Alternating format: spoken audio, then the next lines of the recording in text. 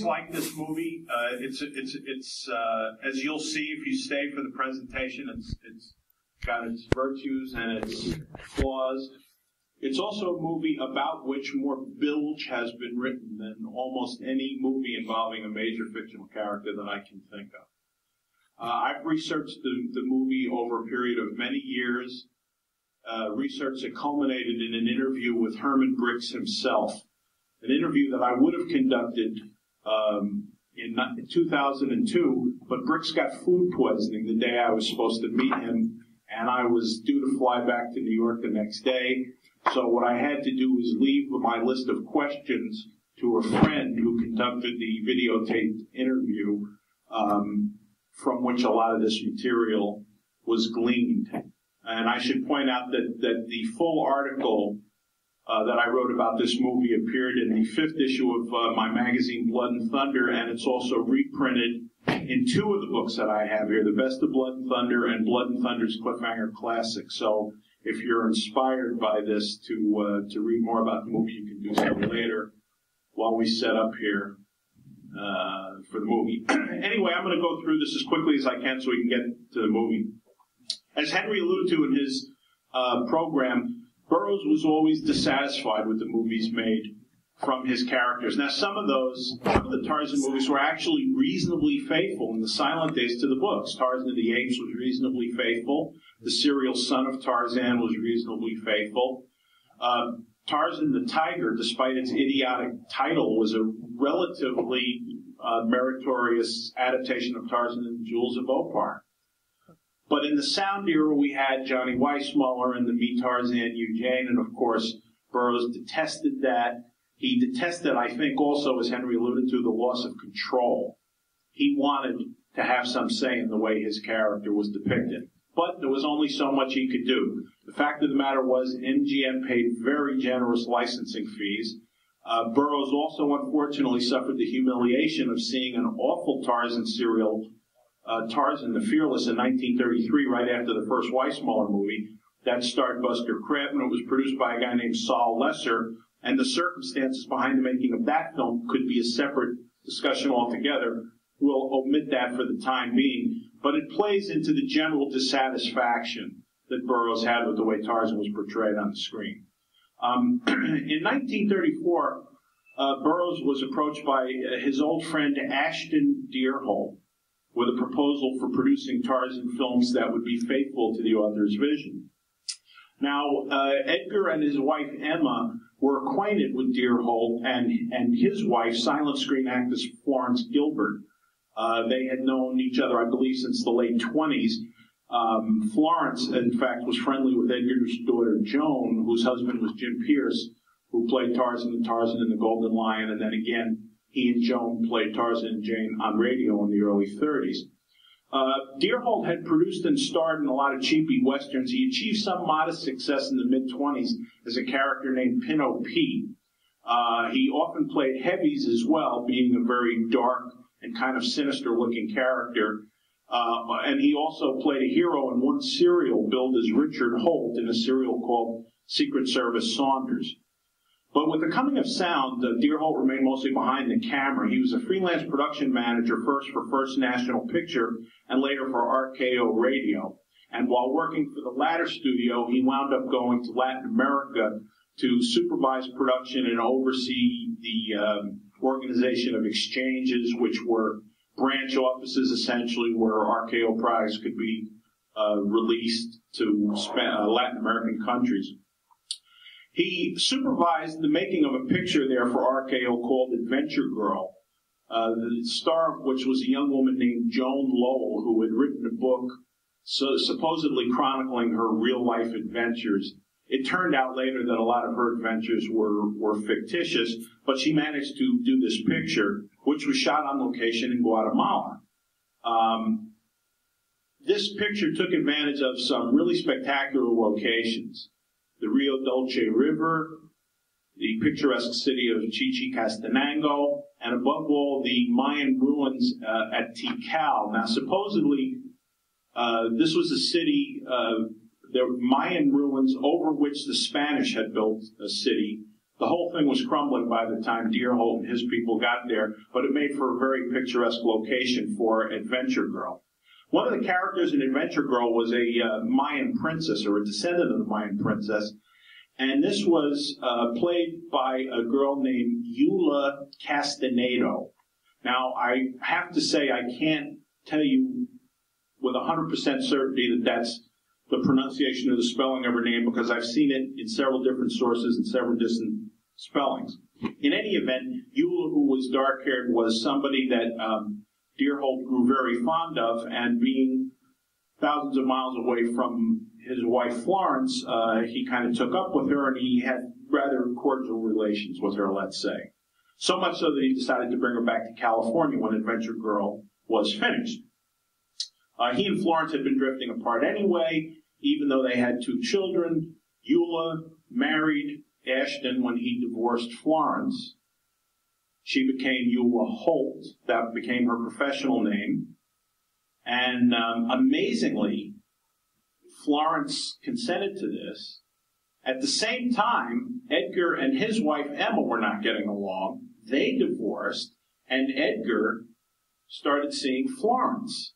So here you had this bizarre situation where Edgar and Florence were a couple. They eventually married, and they were still friendly with Ashton and his mistress, later second wife, Eula. So this was, I think, bizarre beyond belief. Nonetheless, Deerholt knew that Burroughs yearned to guide the cinematic destinies of his characters. Edgar really would loved, I think, to have turned down MGM's license fees, but he simply couldn't afford it, and he really needed the money. So Deerholt sensed an opportunity here. He partnered with movie industry veterans George W. Stout and Ben S. Cohen in a company originally called Romance Production, Inc. Now, Deerholt approached Burroughs about doing a Tarzan serial. At first, Burroughs said no. Serials in those days were not considered terribly important. They were considered kind of the bastard stepchildren of the movie industry. And the fact that MGM was producing big-budget features with Weissmuller, Burroughs really was hoping for something more along the lines of that. Nonetheless, Burroughs eventually agreed because Deerholt held the carrot of control. He allowed Burroughs to choose the Tarzan, and he allowed him to okay the script, which privileges that he did not have with MGM or with any of the earlier producers for the most part. So Burroughs agreed to take the sum of $20,000 for screen rights to an original Tarzan story to be filmed in, quote, not more than 12 episodes totaling 25 reels. In those days, I should explain, a reel of film was about 10 to 11 minutes, and serial chapters were typically 2 reels in length. Shortly thereafter, Deerholt persuaded Burroughs to lend his name to the venture on the grounds that it would be easier to raise funding that way. So Romance Productions was reconstituted as Burroughs Tarzan Enterprises. Burroughs got a 40% interest in the firm, while Deerholt and his partners Stout and Cohen split the remaining 60% evenly. And Deerholt, of course, promised that Tarzan would be depicted as the educated English lord that Burroughs had written him as, with screen adventures to take place, quote, throughout interesting and unusual parts of the world, as one press release put it. So Burroughs Tarzan Enterprise is set up in the heart of Hollywood at 8476 Sunset Boulevard, and there was great fanfare about the beginning of the company. The trade papers, the show business trade journals, ran many stories about the company's grandiose plans to shoot a Tarzan serial in some exotic foreign location. So Deerholt, Stout, and Cohen tried raising the funds, which is something that proved to be difficult, the glowing publicity that they were getting notwithstanding. The original deal called for Edgar to write a story for the serial, but he didn't do it. That task was delegated to Charles F. Royal and Edwin H. Blum, both of whom were experienced scenario writers. Deerholt had already decided by this time to go back to Guatemala. Now, MGM, when they had done Trader Horn, which was a big jungle picture they did at the dawn of the talk era, they'd gone to Africa. And it was on that trip that they got a lot of the spectacular animal footage that they were able to use as stock footage in the Weissmuller Tarzans over the years. Deerholt was not going to be able to do that. He couldn't afford to go to Africa. But he already knew people in Guatemala. He already had contacts there from the making of Adventure Girl the previous year. And he decided that this would be at least the jungle location in which Tarzan could do his daily dozen, so to speak.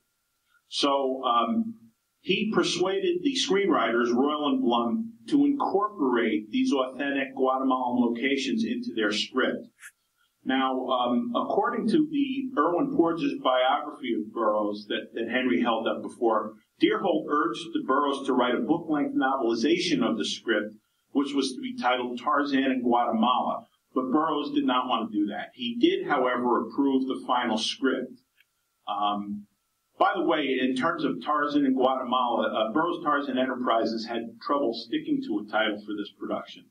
It was originally called Tarzan in Guatemala, then it was called Tarzan's New Adventures, then Tarzan and the Green Goddess, then Tarzan and the Lost Goddess, and finally, New Adventures of Tarzan.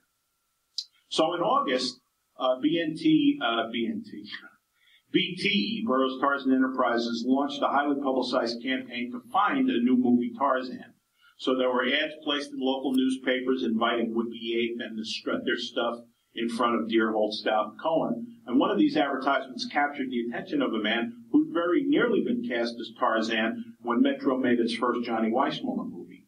Herman Brix, who died a few years ago at the age of 100, believe it or not, was a University of Washington football star and a silver medalist at the 1928 Olympics.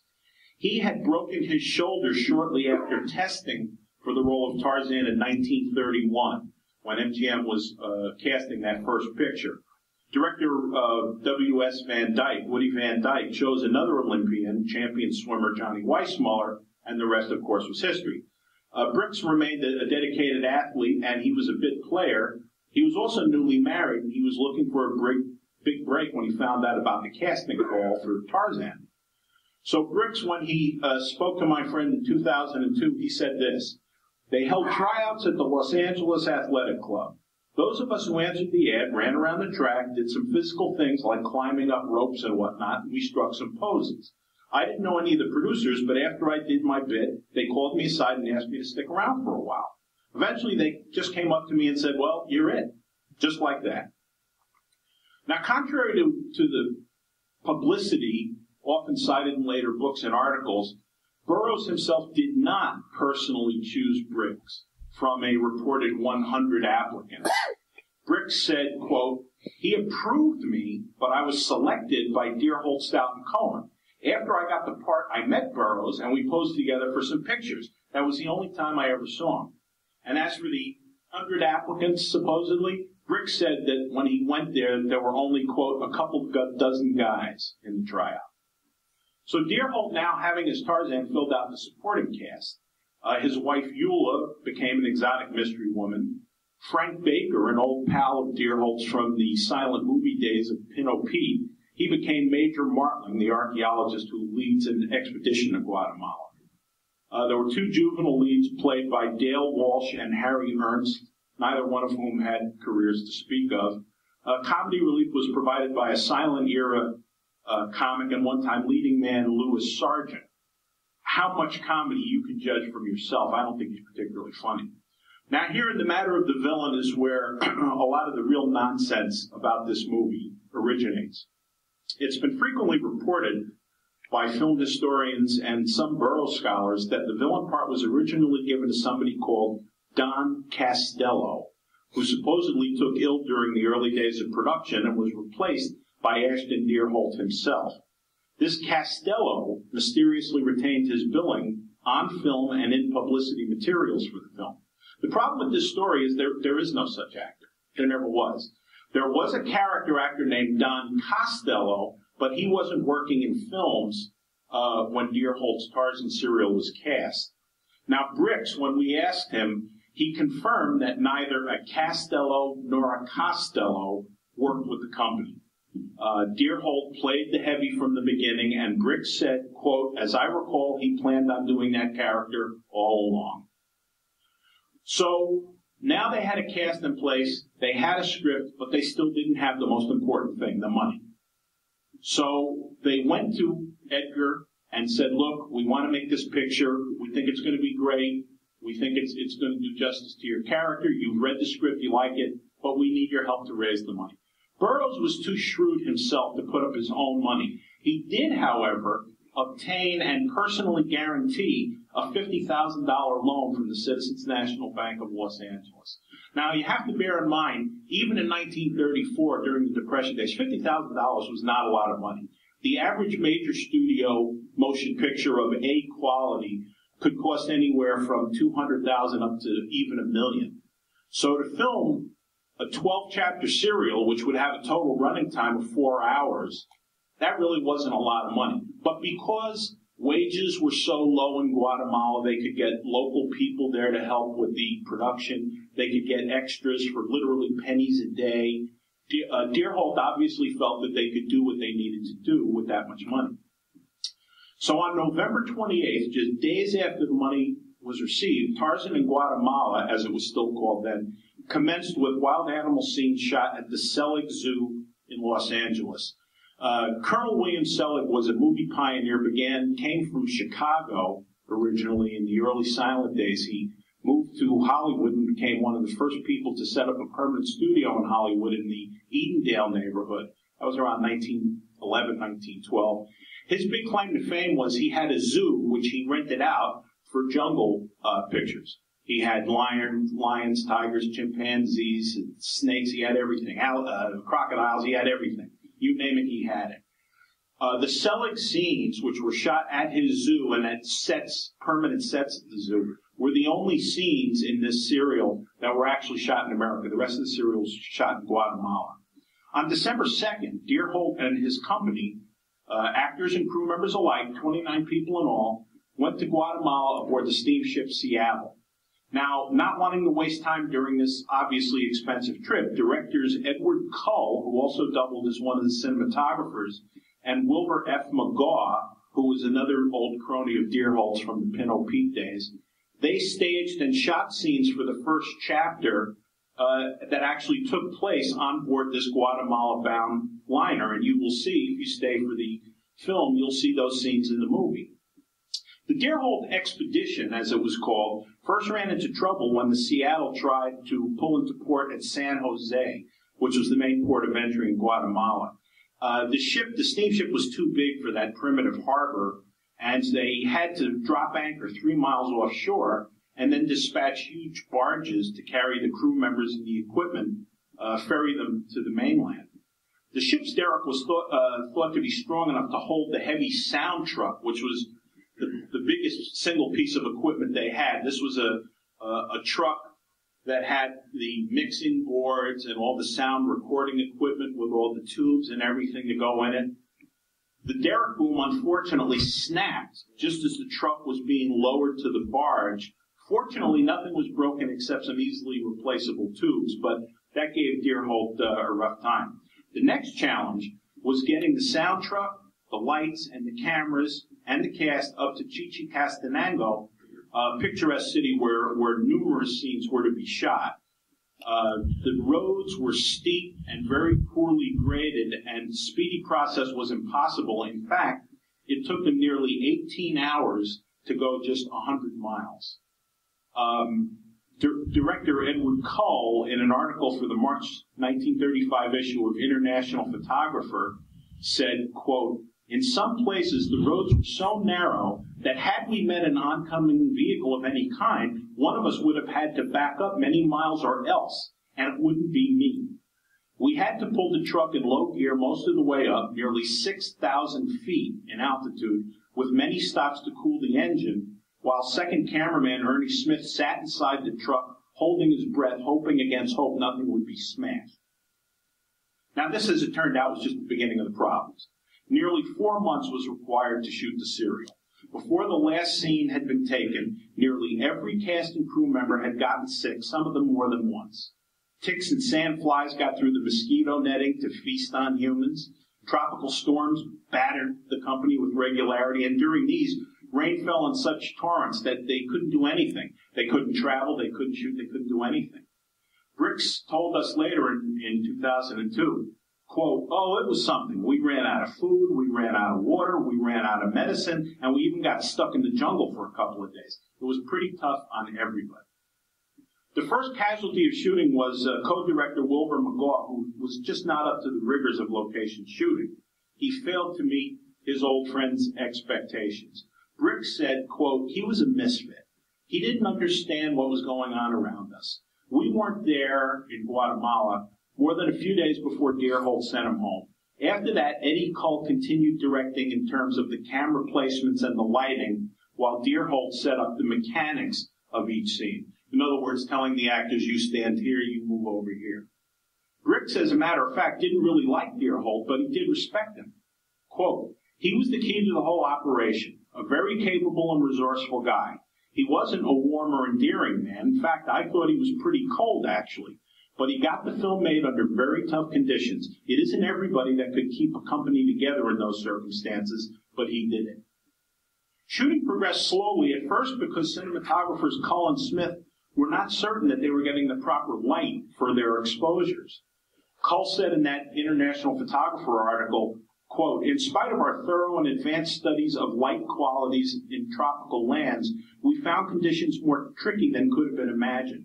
Our first test stills, though to our estimate under-timed, were over-timed.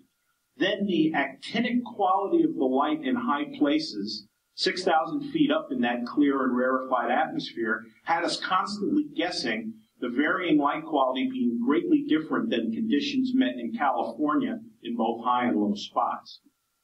Now, the high altitude also affected the sound recording, which explains the variability of the audio track.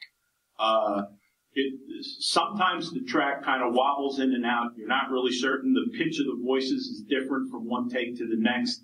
Some of the lines had to be completely dubbed once they got back to Hollywood because they were unintelligible on the original recordings.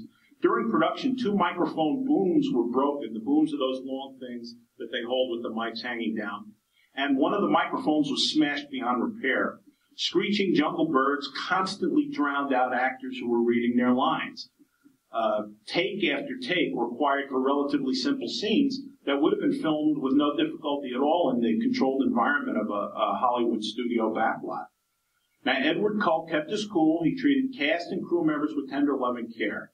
Bricks told us, quote, Eddie Cull was a very capable old cameraman, a real old pro.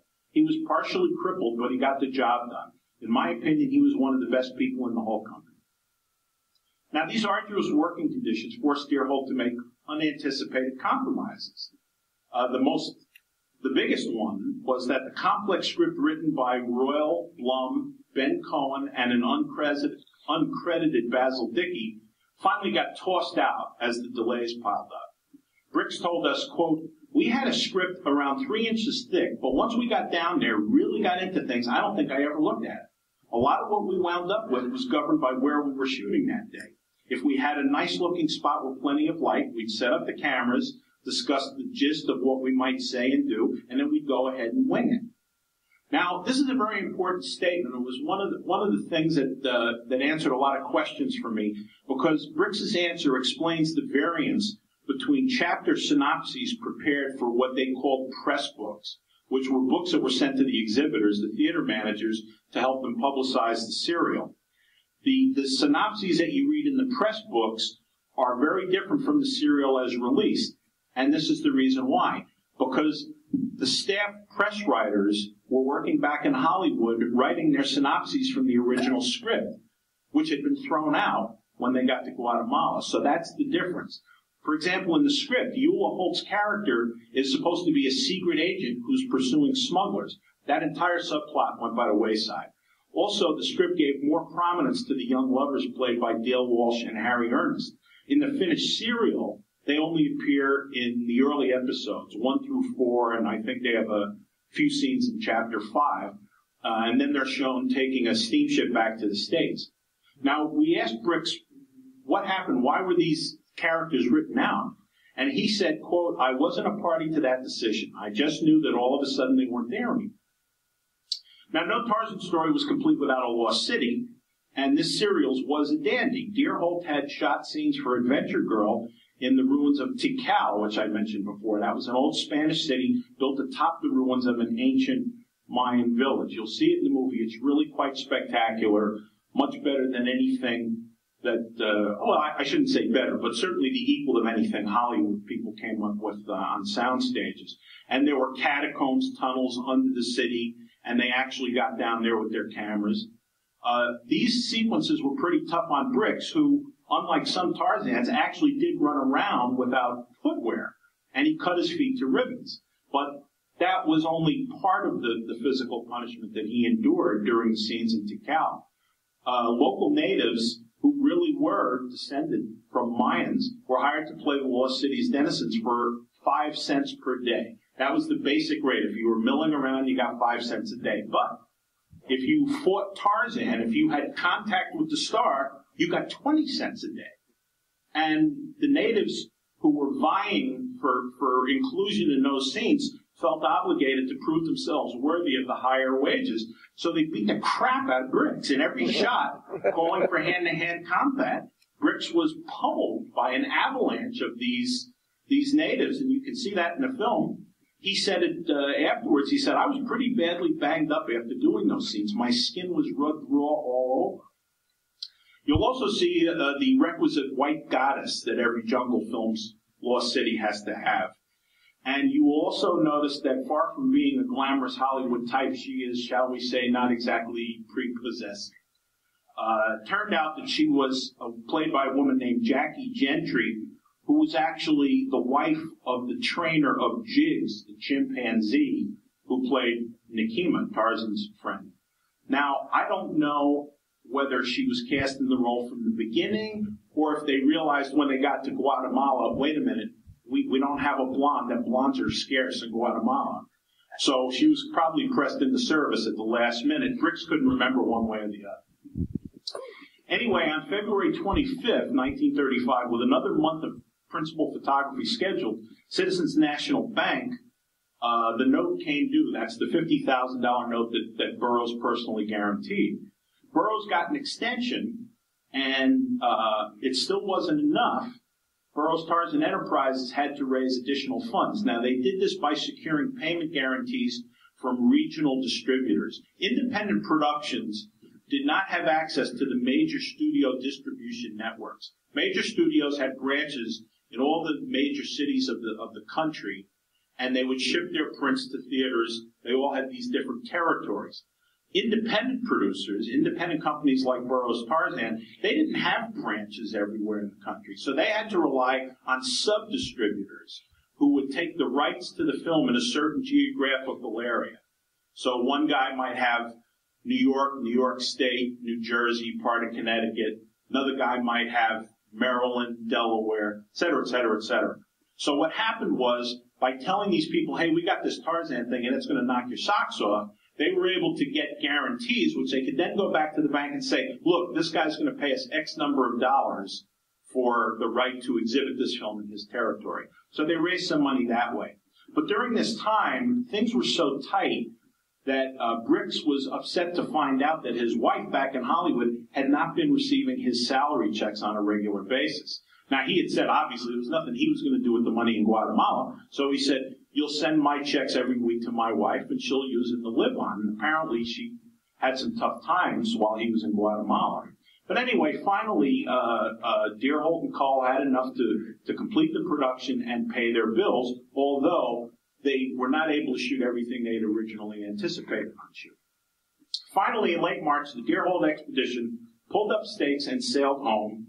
The company had exposed more than enough footage to fill the mandated 12 chapters, but the real work would commence in the Hollywood cutting room, where Deerholt worked with film editors Harold Minter, Thomas Neff, Edward Schroeder, and Walter Thompson, all of them old pros, who would have to identify now all these improvised scenes that they had shot on location and put them into something that was a coherent serial, which was not that easy. Meanwhile, by the time he got back to L.A., Bricks was a shadow of his former self. Just before they'd gone away, he'd weighed in at just over 200 pounds. When he got back home, he was 172. He had contracted fever and sustained innumerable injuries, one of them, which actually necessitated his hospitalization in Guatemala, plagued him for basically the rest of his life, a leg injury. Now, Deerholt and his partners had elected to maximize their return on investment by releasing what was now called New Adventures of Tarzan in both episodic and feature-length form. There was an 8-reel feature, approximately 75 minutes in running length, which included all of the footage shot for Chapter 1, which ran very long, and half of Chapter 2 with some extra scenes they had shot that weren't originally in the script, and a ending specifically with that feature in mind, which did not appear in the rest of the serial, which shows Tarzan overcoming the villain, Raglan, who was played by Deerholt. So just very briefly, as you'll see, I won't go deeply into the plot, but it involves Tarzan deciding to search for his old friend D'Arnot, who was stranded in Central America after crashing his plane. So to do this, the ape-man joins Major Martling, who's an old friend leading an expedition into the Guatemalan jungle. Accompanied by his daughter Alice and her fiancé, Gordon Hamilton, those are the young lovers, Major Martling hopes to locate the fabled Green Goddess, a priceless Mayan relic said to contain a fortune in jewels, as well as the ancient formula for a powerful explosive. So Raglan, of course, is a treacherous soldier of fortune type. He wants his stuff for himself. And Eula Vale, played by Eula Hope, is an enigmatic young woman who has her own reasons for trailing the Martling expedition. Mike Chonko, ladies and gentlemen. Anyway, I'm just about wrapped up here. Burroughs had been enthusiastic when he saw the first rushes, these first snippets of film that were coming back to Hollywood, and he said, this is great. This is an authentic jungle. You got my guy. He's speaking English. He's wearing a dress suit and scenes calling for dinner aboard the steamship. And, we've got a real jungle. We've got real animals. It's not stock footage. And it's going to be great. He was somewhat less sanguine when he saw what they had finally put together from this. He looked at a rough cut of the feature version of the serial, and in a memo that's quoted by Porges in the biography, he says, "What impressed me last night, when he saw the film, was the fact that we had sacrificed both the story and the scenic shots in an effort to achieve action that either was not there or just not worthwhile, and what action we did have is not particularly thrilling." So Burroughs urged Deerholt to recut the feature to stress the picturesque views of Chichicastenango and some of the other Guatemalan locations, and also to include more of Jiggs the chimp. Burroughs said that the chimp's scene-stealing antics were, quote, far more interesting than a great deal of the stuff we've left in. What especially irked Edgar was what he called, quote, a very noticeable weakness in the climax of the feature. It's hard for me to talk about this without spoiling it because you're going to see it in the film, but basically, I can tell you that it plays up the comedy relief character. So in the same memo, Burroughs wrote, "The big climax at the end of the picture features the comedian. He is the real hero and the rescuer of the party. I should have caught this in the script months ago, but it did not strike me forcibly until I saw it on the screen last night." Now, Deerholt figured that he could, mollify Edgar by saying, well, we're going to have a great preview of this. It's all going to be great.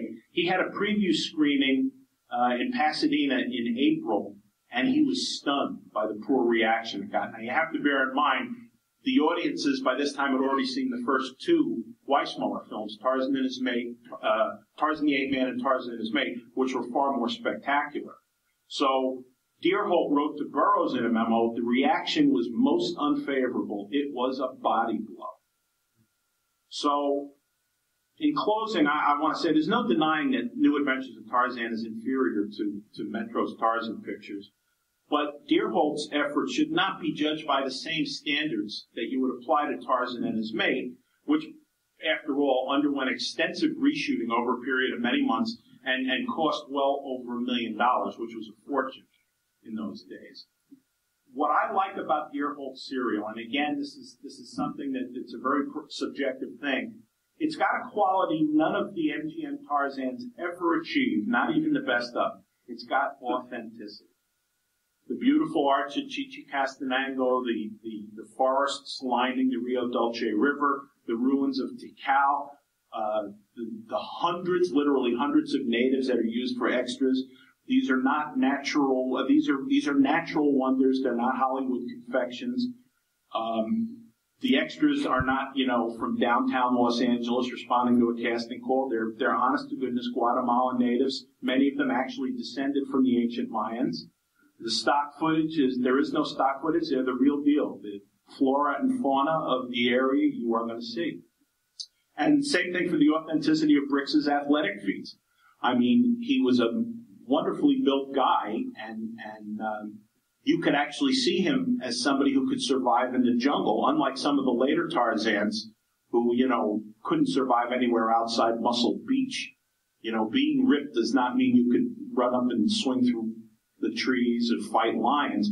Brix actually looked like he could survive in the jungle, and I think that made him a good Tarzan. Now, unfortunately, he was not a trained actor, and his inexperience shows, but I think he does a capable job, and I think he's really interesting. And if you look at this film through those eyes, try and imagine that what you're seeing is, A, something that Burroughs approved of, at least in the treatment of the story, in the approach that it took, and the fact that it was authentically made in a real jungle with real animals and real natives. It's got something going for it. I personally, and this may be overstating the case, I personally find it a little magical. I know all its flaws, I know the history of the whole thing, but it still appeals to me greatly, and maybe some of you will feel the same way. Unfortunately, the critics at the time didn't. They savaged both the feature and the 12-chapter serial version. Some theaters did not want to play serials because they were considered low class. So the feature was marketed to theaters that didn't play serials, and the serials went to the typical Saturday matinee venues. Brix's hopes of achieving stardom, unfortunately, were dashed because the reviews just trashed him. He spent years toiling in low-budget features and serials before changing his name to Bruce Bennett, and he ultimately became a Warner Brothers contract player, and he made some good films at Warner Brothers, one of which was The Treasure of the Sierra Madre, where he plays the guy who meets Humphrey Bogart and Tim Holt up on the hill, and he gets killed when the bandits attack. Burroughs' Tarzan Enterprises did not make a lot of money here, although, however, also in keeping with something that Henry pointed out, because of Tarzan's popularity overseas, the film did quite well there, and you might wonder, well, why? If it wasn't that good, why did it do that much better? Well, it became known later on that MGM actually threatened to blackball some theater chains who planned on running the Burroughs version. They said, look, you want to run it? Fine. But we won't give you the next Johnny Weissmuller film. Now, you figure out where you're going to make more money.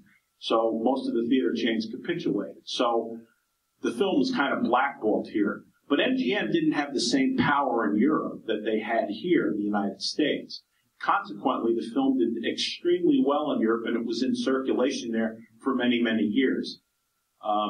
Burroughs' Tarzan Enterprises limped along for another couple of years here. They could never do anything else. I mean, they did at one time announce that they were going to make films of Burroughs novels, The Mad King and Tarzan, Lord of the Jungle, but nothing ever came of that. The only other Burroughs Tarzan films were a couple of oddball things, including a redubbed version of Deer Holt's unreleased 1930 Western called The Hawk. That became a film called The Phantom of Santa Fe, with the sound completely redubbed. But the firm never generated enough income to satisfy its financial obligations. In 1937, and this wraps it up, distributor Jesse J. Goldberg, who represented Burroughs' Tarzan product in foreign territories, persuaded Edgar to let him cut and release a second feature version of the serial. This film, which was called Tarzan and the Green Goddess, did well enough in international markets to enable Burroughs to finally pay off the Citizens National Bank loan and get out from under. So, having earned Edgar's gratitude, Goldberg was assigned the sole rights to both feature-length versions. And when Burroughs' Tarzan Enterprises finally went belly up in 1938, Goldberg's United Screen Associates kept the films in release for many years, both here and overseas. Burroughs and Deerholt, once very close friends, drifted apart after the dissolution of the corporation, for which they both once had very high hopes. The erstwhile Pinto Pete never made another movie. faded into obscurity with his wife Eula. He passed away in 1942. She was alive until recently. I don't know if she still is. For his part, Herman Brix for many years was bitter about the serial's failure and the detrimental effect it actually had on his fledgling movie career. And yet, he finally came to peace with it. And when we talked to him in 2002, he said, I can't believe how much fan mail I still get for this thing that I made 67 years ago from all over the world. And literally until the day he died, he was still receiving fan mail from Tarzan aficionados. You can decide for yourself if it's worth it, if the fan mail was warranted, because we're going to run this now. Now, I don't have the entire feature version, but I am going to run the first 2 chapters of the serial, which gives you the flavor of all that footage in Guatemala. The only thing you're really going to miss is the tacked-on ending that they shot showing Tarzan defeating Raglan. So as soon as I can set up the projector here, we're going to get into these 2 chapters.